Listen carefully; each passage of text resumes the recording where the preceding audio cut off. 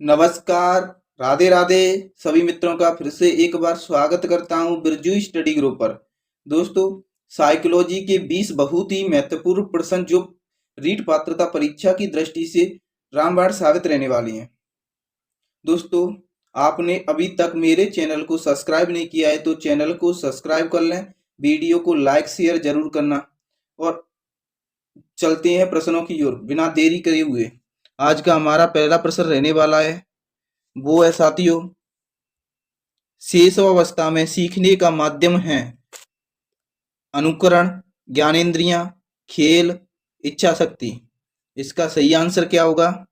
इसका सही आंसर होगा ज्ञानेंद्रियां। क्या होगा दोस्तों? ज्ञानेंद्रियां। ऑप्शन बी इसका सही आंसर है। अगला प्रश्न है हमारा, अगला प्रश्न है, लड़की किस ग्रंथि के कारण अपने पिता से स्नेह करती है साथियों? ओडिपस ग्रंथि, इलेक्ट्रा ग्रंथि, ए व बी दोनों, इनमें से कोई नहीं। इसका सही आंसर क्या होगा? इसका सही आंसर होगा दोस्तों इलेक्ट्रा ग्रंथि के कारण। किसके कारण? इलेक्ट्रा ग्रंथि के कारण। ऑप्शन बी इसका सही आंसर है। जबकि साथियों ओडिपस ग्रंथि के कारण बालक होता है वो अपनी मां से स्नेह रखता है साथियों। चलते हैं अगले प्रश्न की ओर। अगला प्रश्न है हमारा, वो है, वाइगोस्की ने बालक के विकास में सबसे महत्वपूर्ण किसे माना है? परिवार को, विद्यालय को, समाज को, ये सभी को। इसका सही आंसर क्या होगा? इसका सही आंसर होगा साथियों समाज को माना है। किसको माना है? समाज को माना है। ऑप्शन सी इसका सही आंसर है। चलते हैं अगले प्रश्न की ओर। अगला प्रश्न है हमारा, उपलब्धि अभिप्रेरणा। दोस्तों क्या है? उपलब्धि अभिप्रेरणा का सिद्धांत किसके द्वारा दिया गया?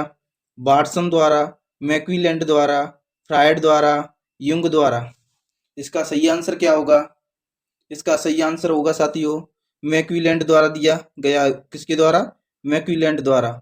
ऑप्शन बी इसका सही आंसर है। चलते हैं अगले प्रश्न की ओर। अगला प्रश्न है हमारा, वो है साथियों, गिलफोर्ड के अनुसार निम्न में से बुद्धि का उपागम नहीं है।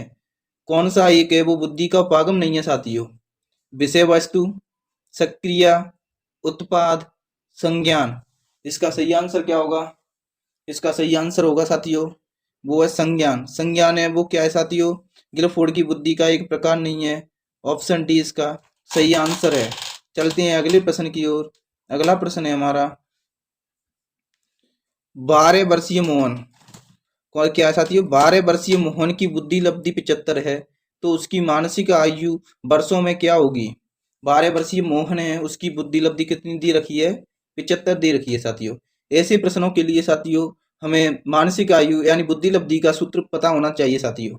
दोस्तों बुद्धि लब्धि मतलब आईक्यू ज्ञात करने का सूत्र होता है साथियों मानसिक आयु। मानसिक आयु को हम किससे प्रदर्शित करते हैं दोस्तों? एम ए से प्रदर्शित करते हैं, बट्टे वास्तविक आयु को किससे? सी ए से प्रदर्शित करते हैं। इंटू कितना होना चाहिए साथियों? 100। दोस्तों मानसिक आयु ज्ञात करनी है तो मानसिक आयु हमें यों की त्यों रख ली साथियों, जो कि दोस्तों वास्तविक आयु दे रखी है हमें कितनी? 12 वर्ष। इंटू कितना? 100। दोस्तों आई क्यू कितनी दे रखी है? बुद्धि लब्धि कितनी दे रखी है साथियों? वो दे रखी है दोस्तों 75।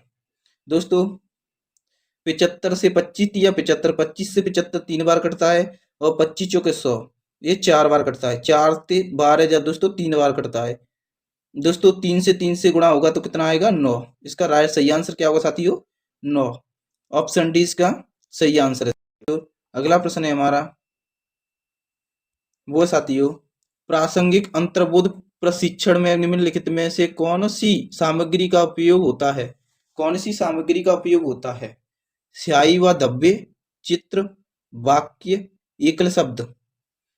इसका सही आंसर क्या होगा साथियों? इसका सही आंसर होगा दोस्तों किसका? चित्र का होता है।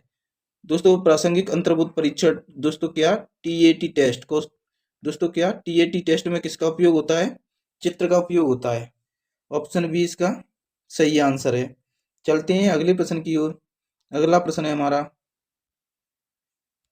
वो है, भग्नाशा का सबसे बड़ा कारण कौन सा है? भग्नाशा का सबसे बड़ा कारण कौन सा है? असंगत आवश्यकताएं, मानसिक संघर्ष, परिस्थिति, नैतिक आदर्श। इसका सही आंसर क्या होगा? इसका सही आंसर होगा दोस्तों मानसिक संघर्ष है। वो बगनासा का क्या है, सबसे बड़ा कारण है साथियों। ऑप्शन बी इसका सही आंसर है। चलते हैं अगले प्रश्न की ओर। अगला प्रश्न है हमारा, अधिगम आदत ज्ञान एवं अभिवृद्धि को अर्जित करता है, ये कथन है। अधिगम है वो आदत ज्ञान अभिवृद्धि को अर्जित करता है, ये कथन किसका है? स्किनर का, क्रो एवं क्रो का, गुथरी का, मर्फी का। इसका सही आंसर क्या होगा? इसका सही आंसर है साथियों क्रो एवं क्रो का है। किसका है? क्रो एवं क्रो का है। ऑप्शन बी इसका सही आंसर है। चलते हैं अगले प्रश्न की ओर। अगला प्रश्न है हमारा, वो है दोस्तों, स्किनर द्वारा प्रतिपादित अधिगम सिद्धांत कौन सा है? स्किनर द्वारा प्रतिपादित अधिगम सिद्धांत कौन सा है साथियों? शास्त्रीय अनुबंधन सिद्धांत है, क्रिया प्रसूत अनुबंधन सिद्धांत है, अंतर्दृष्टि अधिगम सिद्धांत है, प्रतिस्थापन अधिगम सिद्धांत है। इसका सही आंसर क्या होगा? इसका सही आंसर होगा दोस्तों क्रिया प्रसूत अनुबंधन सिद्धांत है साथियों। क्या है? क्रिया प्रसूत अनुबंधन सिद्धांत। ऑप्शन बी इसका सही आंसर है। दोस्तों शास्त्रीय अनुबंधन सिद्धांत दोस्तों किसने पावलव का है दोस्तों। किसका है? पावलव का।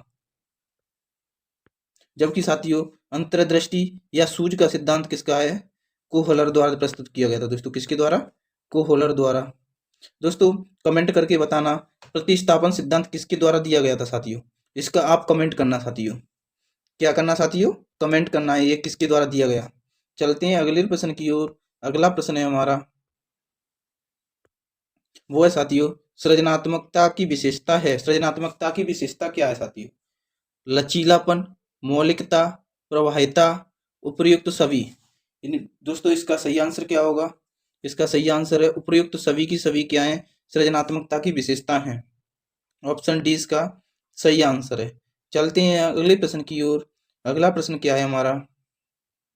अगला प्रश्न है, अंतर्दृष्टि या सूझ द्वारा सीखना सिद्धांत किसने दिया? दोस्तों अंतर्दृष्टि व सूझ द्वारा सीखना सिद्धांत किसने दिया साथियों? कूट लेविन ने, कोहलर ने, बांडुरा ने, गुथरी ने। इसका सही आंसर क्या होगा? इसका सही आंसर होगा साथियों कोहलर ने दिया। ऑप्शन बी इसका सही आंसर है। चलते हैं अगले प्रश्न की ओर। अगला प्रश्न है हमारा, वो है साथियों, व्यक्तित्व का अंतर्मुखता एवं बहिर्मुखता के रूप में वर्गीकरण दिया गया, किसके द्वारा दिया गया? केटल द्वारा, शेल्डन द्वारा, युंग द्वारा, क्रस्मर द्वारा। इसका सही आंसर क्या होगा साथियों? इसका सही आंसर है दोस्तों युंग द्वारा दिया गया। किसके द्वारा दिया गया था? युंग द्वारा। ऑप्शन सी इसका सही आंसर है। दोस्तों क्रस्मर और शेल्डन द्वारा शारीरिक संरचना के आधार पर व्यक्तित्व का वर्गीकरण दिया गया था दोस्तों। शारीरिक संरचना के आधार पर वर्गीकरण किसने दिया था? शेल्डन और क्रस्मर ने। दोस्तों कमेंट करके बताना कि केटल ने व्यक्तित्व भिन्नता के आधार पर किस प्रकार का वर्गीकरण दिया।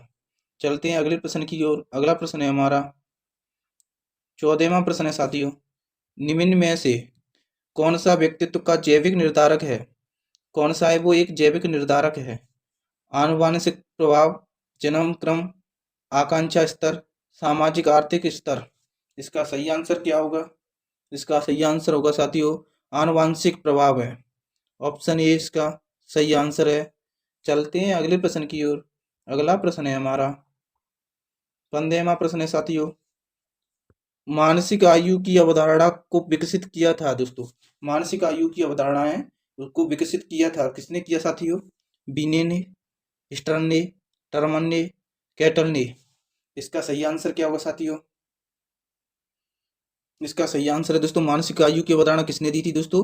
बिने ने दी थी, अल्फ्रेड बिने ने दी थी। ऑप्शन ए इसका सही आंसर है साथियों। दोस्तों बिने ने बुद्धि परीक्षण किया था साथियों। सर्वप्रथम बुद्धि परीक्षण का श्रेय बिने को जाता है। किसका? बुद्धि परीक्षण का श्रेय किसको जाता है? बिने को दी जाता है। दोस्तों चलते हैं अगले प्रश्न की ओर। अगला प्रश्न है हमारा, सृजनात्मकता मुख्य रूप से संबंधित होती है। सृजनात्मकता का संबंध किससे साथियों? अभिसारी चिंतन, अपसारी चिंतन, अनुकरण, मॉडलिंग। इसका सही आंसर क्या होगा? सृजनात्मकता का संबंध होता है दोस्तों अपसारी चिंतन से। किससे? अपसारी चिंतन से। ऑप्शन बी इसका सही आंसर है। चलते हैं अगले प्रश्न की ओर। अगला प्रश्न है हमारा, डिस्लेक्सिया संबंधित है किस क्या साथियों? डिस्लेक्सिया संबंधित है मानसिक विकार से, पठन विकार से, व्यवहारगत विकार से, गणितीय विकार से। इसका सही आंसर क्या होगा? इसका सही आंसर होगा दोस्तों पठन विकार से। किससे? डिसलेक्सिया पठन विकार से। ऑप्शन बी इसका सही आंसर है। जबकि साथियों डिस्कैलकुलिया संबंधित है गणितीय विकार से। दोस्तों गणितीय विकार से कौन सा संबंधित है? डिस्कैलकुलिया संबंधित है। चलते हैं अगले प्रश्न की ओर। अगला प्रश्न है हमारा, वो है साथियों, बाल अपराध का कारण कौन नहीं है? दोस्तों बाल अपराध का कारण कौन सा नहीं है? शारीरिक दोष, गरीबी, असफलता, उचित घरेलू वातावरण। इसका सही आंसर होगा साथियों उचित घरेलू वातावरण है वो बाल अपराध का कारण नहीं है। ऑप्शन डी इसका सही आंसर है। चलते हैं अगले प्रश्न की ओर। अगला प्रश्न है हमारा, निम्नलिखित में से कौन सा सृजनात्मकता का तत्व नहीं है? कौन सा है वो एक सृजनात्मकता का तत्व नहीं है? धारा प्रवाहिता, लचीलापन, मौलिकता, स्मृतिकरण। इसका सही आंसर क्या होगा? इसका सही आंसर होगा दोस्तों स्मृतिकरण है वो क्या है? सृजनात्मकता का तत्व नहीं है। ऑप्शन डी इसका सही आंसर है। चलते हैं अगले प्रश्न की ओर। अगला प्रश्न है हमारा, 16 वर्षीय विद्यार्थी राकेश की बुद्धि लब्धि 75 है, उसकी मानसिक आयु क्या होगी? दोस्तों ऐसा ही प्रश्न हमने पहले कर लिया है। कमेंट करो इसका आंसर क्या होगा साथियों। दोस्तों चलो इसे भी हम करते हैं। दोस्तों IQ बराबर हमने सूत्र पढ़ा था दोस्तों MA/CA इंटू कितना होता है 100। दोस्तों 75 दे रखी है, जबकि साथियों MA पूछा है उसने, CA 16 दे रखा है, इंटू कितना होगा दोस्तों 100। 25 या 75, 25 चौको 100, 4 से ये 4 बार, 4 से इंटू 3 से गुणा करोगे 4 या 12 है। इसका सही आंसर क्या होगा दोस्तों? 12 ऑप्शन। दोस्तों वीडियो अच्छी लगी तो कमेंट करना कितने प्रश्न सही हुए आपके, और वीडियो को लाइक शेयर जरूर करना। जो साथी हमारे साथ पहली बार जुड़ रहे हैं वो चैनल को सब्सक्राइब करना। तब तक के लिए धन्यवाद, मिलते हैं अगली वीडियो में। जय हिंद, जय भारत।